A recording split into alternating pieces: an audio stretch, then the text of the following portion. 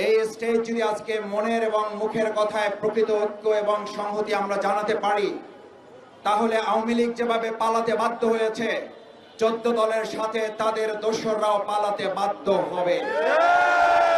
কিন্তু আমি অবশ্যই এটা মনে করতে চাই, আজকের এখানে মুখের কথার সাথে আমাদের বুকের কথারও মিল থাকতে হবে। আমরা এখানে একটা কথা বলে যাব, আবার বাইরে গিয়ে আমরা কাজের মাধ্যমে দেখাবো যে না, জাতীয় পার্টিকে আমরা নিষিদ্ধ করতে চাই না।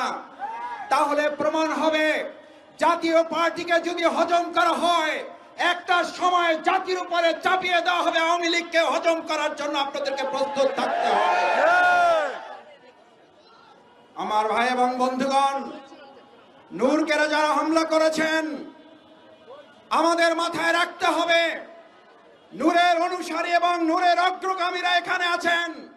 আজ নূরকে আক্রান্ত করে যদি তারা পার পেয়ে যায়, শফিকুল ইসলাম মাসুদ সহ আজকের এখানে সংহতির নেতৃবৃন্দ মাথায় যেন রাখে, আপনাদেরকেও রক্তাক্ত হওয়ার জন্য প্রস্তুতি নিতে হবে।